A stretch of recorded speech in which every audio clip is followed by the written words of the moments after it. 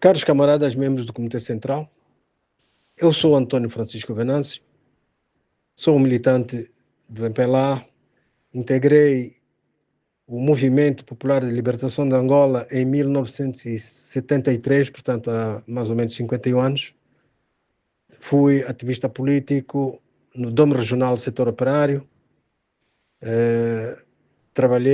integrei várias células e CAPs, e também sou cofundador do Comitê de Especialidade dos Engenheiros do partido e tenho desempenhado as minhas funções num CAP, atualmente, onde fui eleito secretário para as comunidades.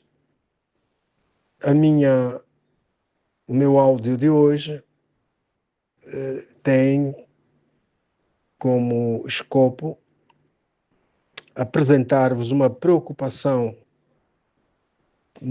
bastante importante para a vida da nossa organização e que diz respeito à convocação do 8º Congresso Extraordinário para dezembro, cuja agenda de trabalhos constitui, infelizmente, um ato impugnável por violar os preceitos estatutários atuais. A informação que circula nos meios de comunicação indica que serão feitos ajustamentos aos estatutos, com destaque para os artigos 119º e 120º, onde se pretende que se instaure a bicefalia, sendo que os candidatos a presidente e vice-presidente da República seriam então designados pelo Comitê Central sob proposta do Bureau Político.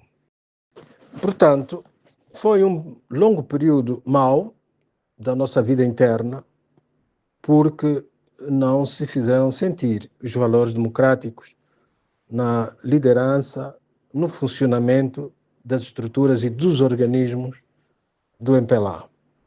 Caros camaradas, passados agora mais de 32 anos e tendo o partido evoluído estatutariamente, com a admissão de 19 princípios da democracia interna que estão previstos no artigo 13º e conjugados com os direitos dos militantes, eu entendo que não se justifica que seja convocado o Comitê Central, que sejam Vossas Excelências convocados para aprovar uma agenda de trabalhos que pretende fazer regredir o partido por 32 anos, retirando à organização o direito legítimo de promover as múltiplas candidaturas. Portanto, considero que os pontos constantes da agenda de trabalhos que vos serão submetidos à análise e à deliberação ou à aprovação são pontos que entram em conflito com o espírito estatutário. O artigo 31º, na sua linha K, refere que é direito do militante e um direito legitimamente conquistado candidatar-se a qualquer função ou cargo no partido, devendo apresentar na sua organização de base a sua pretensão de candidatura. Estou a citar os próprios estatutos. Por sua vez, o artigo 112º dos nossos estatutos estabelece que as candidaturas aos órgãos individuais, portanto estamos a falar do cargo de presidente do partido, estas candidaturas devem ser apresentadas à comissão de candidatura. Uma comissão que será criada, uma comissão competente, e esta pretensão deve ser suportada por um número de 5.000 militantes, sendo 250 militantes em cada uma das províncias do nosso país. Portanto, a apresentação de candidaturas para o cargo de presidente do partido, diz os estatutos, deve ocorrer entre os 15 dias após a data da convocação do Congresso e até 45 dias antes da sua realização. O artigo 120º também diz que o presidente do partido é o candidato a presidente da República. Ora, nós temos esse esses estatutos aprovados e publicados não vai ainda um ano. São estatutos recentes, democráticos, foram muito apreciados. São estatutos que elevaram o prestígio do nosso partido e cativaram os militantes. As bases sentiram-se regozijadas com esses direitos que lhe foram concedidos por esses estatutos.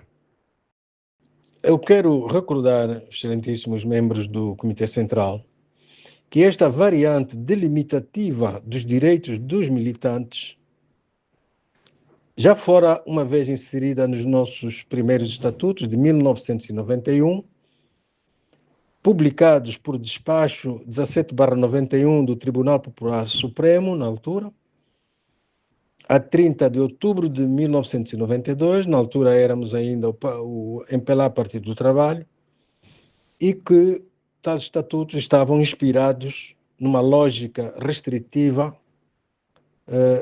naturalmente não democrática, não tinha ainda evoluído a nossa vida interna política no partido e, portanto, os estatutos eram ainda não democráticos e até continham uma componente, de certo modo, autoritária, onde se podia ler no seu artigo 20º, na linha D, queiram consultar, por favor, este documento importante, que cito, a linha D, compete ao Congresso eleger, sob proposta do Comitê Central, o presidente do partido.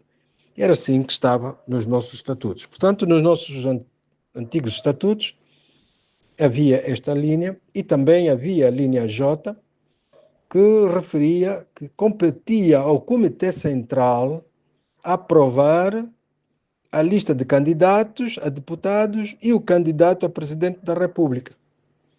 Portanto, como estão a ver, esta variante vem de 1991-92.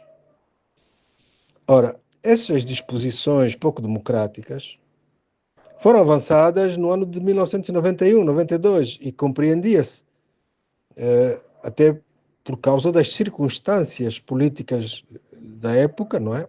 Nós estávamos numa atmosfera ainda de guerra, estávamos a acabar de sair de uma situação muito complicada do ponto de vista político-militar, e a guerra, claro, aqui serviu de certo argumento que na altura poderia ser dado como válido para condicionar o regime democrático, livre e aberto do nosso partido com múltiplas candidaturas.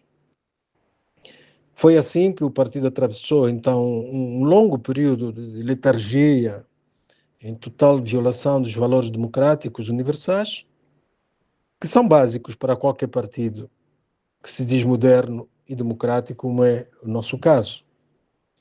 E foi nesta base que José Eduardo dos Santos, em memória, permaneceu sete mandatos e meio na liderança do partido de modo ininterrupto.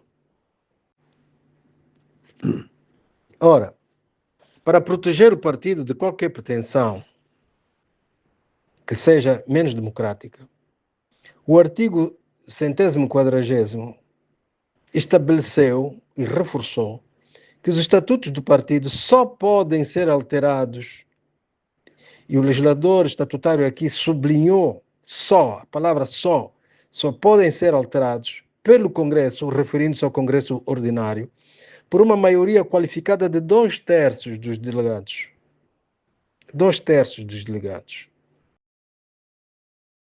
Para o reforço desta cláusula, o nosso legislador estatutário, portanto, estamos a falar da cláusula que estabelece que os estatutos só podem ser alterados pelo Congresso ordinário, referindo-se, portanto, ao Congresso ordinário, o nosso legislador estatutário avançou com mais 2 artigos de reforço, reafirmando que compete ao Congresso, evidentemente, estava a referir-se ao Congresso ordinário, rever, alterar ou modificar os estatutos, competindo ao Congresso extraordinário, então, deliberar apenas sobre assuntos urgentes e inadiáveis, ou quando houvesse alguma necessidade de substituição do presidente por sua renúncia ou algum impedimento de força maior. Portanto, caros camaradas, as minhas perguntas, e as perguntas que são legítimas, seriam: por que razão o nosso partido está proibido de evoluir e de se democratizar? Por que razão o MPLA terá de recuar 32 anos? Portanto, eu só tenho uma resposta. É que há uma ideia subjacente nesta alteração dos nossos estatutos que visa inviabilizar a democracia interna e atacar frontalmente o artigo 80º dos nossos estatutos, no seu ponto 2, que é o ponto que diz que o Comitê Central é eleito em Congresso pelo sistema maioritário de listas concorrentes. Listas concorrentes. Isto quer dizer que os nossos estatutos atualmente conferem aos militantes, aqueles que querem se juntar a uma certa candidatura, de poderem também ser eleitos membros do Comitê Central, pois cada candidato apresentará a sua própria lista que vai à concorrência. Portanto, é para eliminar esta cláusula que esta ideia surge assim tão de repente. Só pode ser esta a resposta a essa preocupação colocada assim tão repentinamente. Portanto, há aqui uma tendência para uma fuga à concorrência interna com múltiplas candidaturas. É esta a razão principal desta proposta, que está ferida de legalidade, está ferida de legitimidade. Ela está fora do âmbito daquilo que os nossos estatutos permitem. Portanto, caros camaradas, Vossas Excelências não devem permitir que seja aprovada uma agenda para o Congresso Extraordinário, contendo pontos que estão desprovidos de todos esses valores democráticos que hoje representam já uma grande conquista histórica do nosso glorioso partido. Não devem permitir isto. Aos meus camaradas de partido, aqueles que estão nas bases, aqueles que têm manifestado interesse na democratização do MPLA, devo dizer que nada está perdido. Aos meus camaradas no Comitê Central, muito particularmente, quero exortar-vos que sejam unidos nesta hora para defendermos juntos os mesmos símbolos, os nossos estatutos, como sempre temos feito.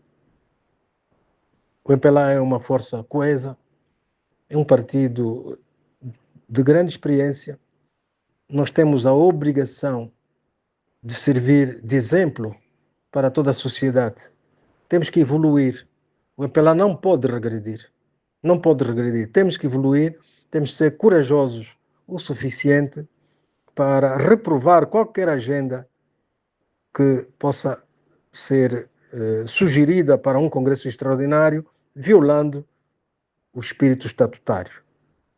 Portanto, se isso acontecer, o Congresso Extraordinário estará vulnerável a uma impugnação, não apenas junto do CDA, da Comissão de Disciplina, Ética e Auditoria, mas, sobretudo, também pelo Tribunal Constitucional.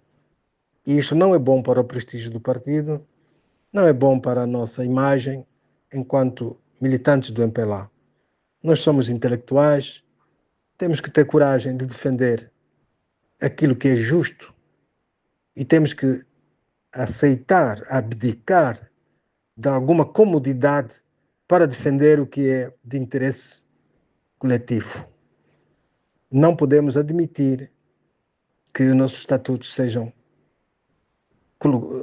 atirados para 32 anos de letargia democrática, em que o nosso povo acabou por dizer não à ditadura interna dos partidos.